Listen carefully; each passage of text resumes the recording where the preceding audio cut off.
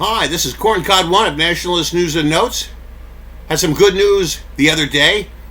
Former Vice President Mike Pence was heckled, booed, and called a traitor by people in an audience of a religious right organization where he gave a speech. The foolish man thought that with Trump out of the way, that the Republican Party can go back to the same old corporate leftist crap that it's always bowed down to, for the last 50 years. But things have permanently changed. I could forgive Pence if the only thing he ever did was chicken out on presenting the electoral votes in the Senate and bowing down to elite pressure. But that's not the first time in his career he acted in a cowardly fashion. He supported and helped pass the law when he was governor of Indiana, limiting regulation of people who didn't want to have to deal with LGBTQWXYZ people. And as soon as the businessmen in his state, our corporate neo-Marxist businessmen in the state, started making a ruckus about it, he folded like a cheap suitcase. So Pence is a cowardly,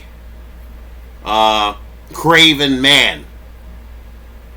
It's a shame because, he's the kind of guy that wears his Christianity on his sleeve. And I'm not saying he's not a Christian, but usually, not always, but usually, if someone is a sincere Christian, as he purports himself to be,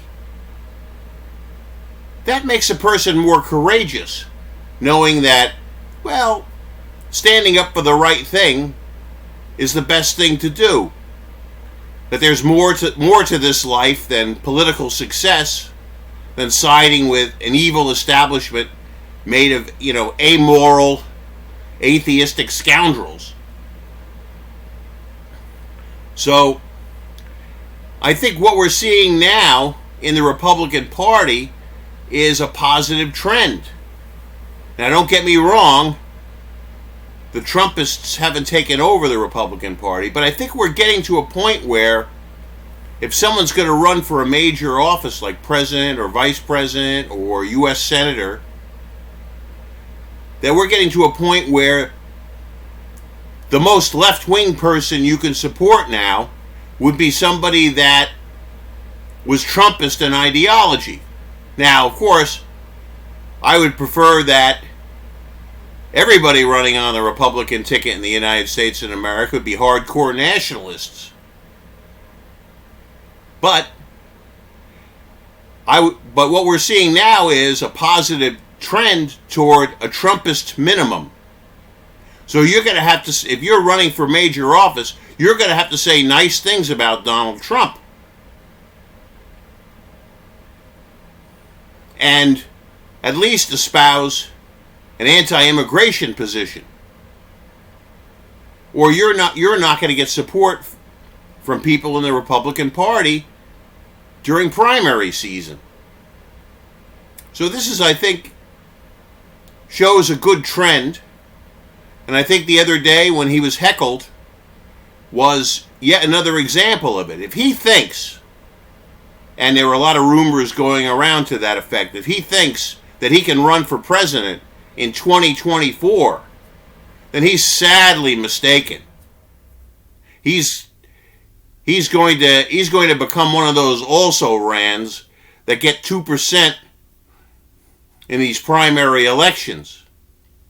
Whoever wants to get the next Republican nomination for president is A, he's going to have to say nice things about former President Trump, and B, they're going to have to be anti-immigration.